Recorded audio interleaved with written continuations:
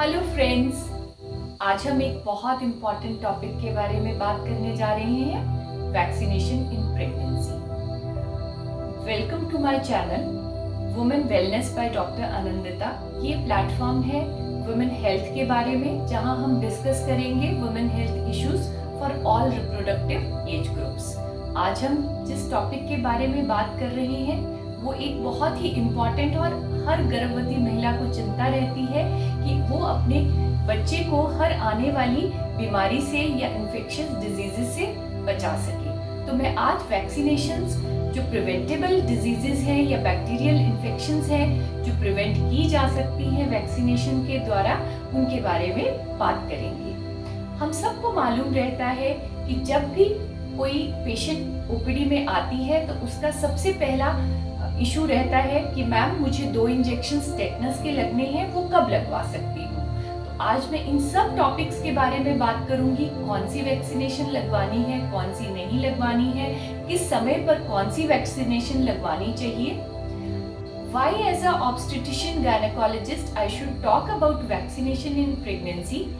क्योंकि सबसे पहले सबको ये बात की जरूरत लगती है कि डिस्कस किया जाए कि वो 2 इंजेक्शंस लगे कि नहीं, और आप बहुत जल्दी से हमारी हर सलाह को मानने के लिए तत्पर रहते हैं। तो ऑब्स्टेट्रिशियन का अपने पेशेंट को ये गाइड करना बहुत आवश्यक रहता है कि कौन कौन सी वैक्सीनेशंस लगवाई जा सकती हैं। सबसे पहले मैं बताना चाहूंगी कौन सी वैक्सीनेशंस नहीं लगनी चाहिए। तो लाइव वैक्सीन्स जो है वो आपको प्रेगनेंसी में बिल्कुल नो है, बिल्कुल अवॉइड करना है लाइव वैक्सीन्स को, क्योंकि इनके साइड इफ़ेक्ट्स रहते हैं और बच्चे पर भी साइड इफ़ेक्ट हो सकते हैं। फॉर एग्ज़ाम्पल जैसे कि मीज़ल, मम्प्स, रूबेला एक लाइव वैक्सीन है। HPV वैक्सीन जो सर्वाइकल कैंसर की वैक्सीन है वो एक लाइव वैक्सीन है। वेरिसेला जोस्टर या चिकन पॉक्स की वैक्सीन भी लाइव वैक्सीन है। तो ये वैक्सीन आपको प्रेगनेंसी में नहीं लेनी है। आपको थोड़ी सी हिस्ट्री भी पढ़ाएंगे। हिस्टोरिकली 1979 में वर्ल्ड हेल्थ असेंबली में ये घोषणा की गई थी कि स्मॉल पॉक्स को वैक्सीनेशन के द्वारा पूरी तरीके से वर्ल्ड से इरेडिकेट कर दिया गया।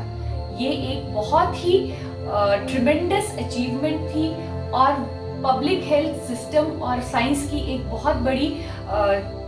बहुत बड़ी जीत थी उन डिजीजेस के ऊपर जो प्रिवेंटेबल है। लगभग 10 चाइल्डहुड डिजीजेस ऐसी हैं जिन्हें हम वैक्सीनेशन से प्रिवेंट कर सकते हैं, जैसे कि हेपेटाइटिस हो गया, AB, इन्फ्लुएंजा हो गया, tetanus, diphtheria, pertussis, pneumococcal infections, influenza infections, ये कुछ ऐसी डिजीजेस हैं। फिर सर्वाइकल कैंसर और not but the least Covid एक ऐसी बीमारी है जिसे हम वैक्सीनेशन से प्रिवेंट कर सकते हैं। वीडियो को अंत तक जरूर देखें क्योंकि कोविड वैक्सीनेशन के बारे में भी मैं आपको इसमें अंत में जरूर बताऊंगी।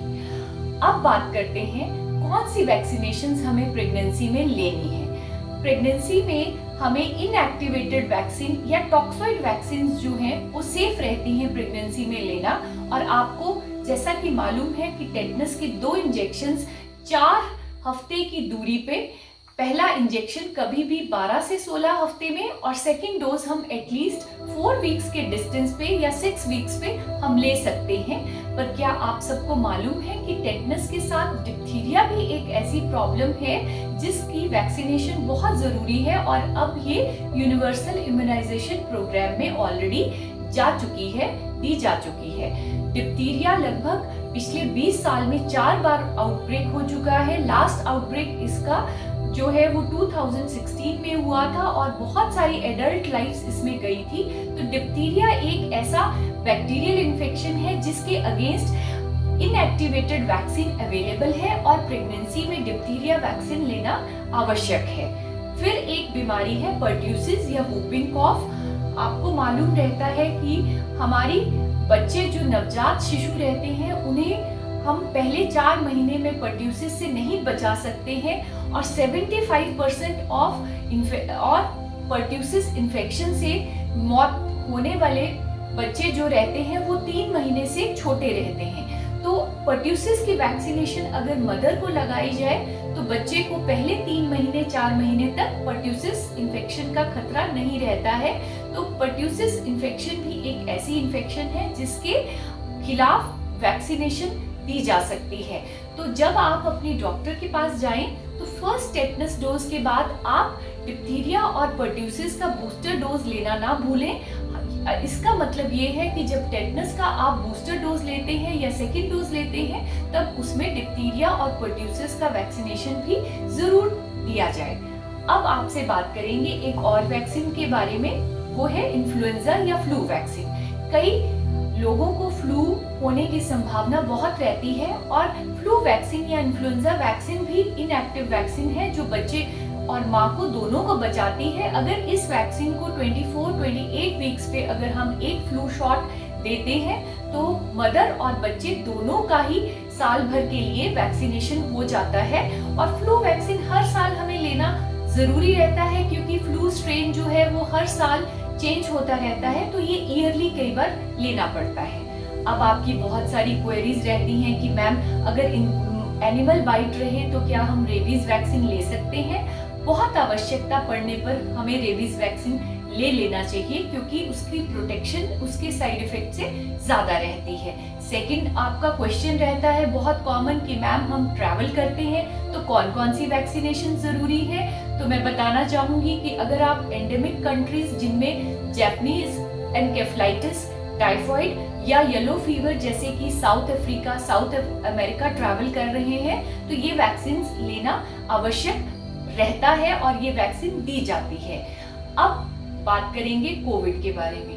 कोविड एक बहुत ही रीसेंट डिजीज है, पैंडेमिक रहा है और आप सब ने इसमें बहुत सफर किया है फ्रॉम पास्ट 3 इयर्स। बट बड़ी अजीब सी बात है कि जहां फर्स्ट वैक्सीन आने में 15 इयर्स लग गए थे, वहीं कोविड की वैक्सीनेशन हमारे साइंटिस्ट्स के द्वारा 15 मंथ्स में बना ली गई। तो ये बहुत ट्रेमेंडस अचीवमेंट है साइंस का।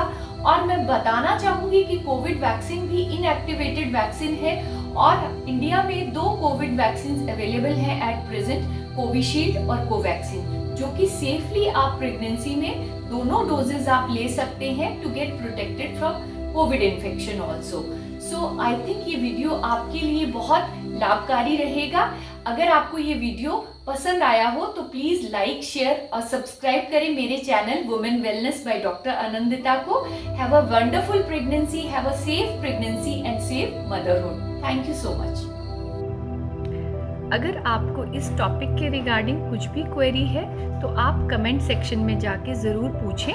मैं I will be most happy to answer your queries.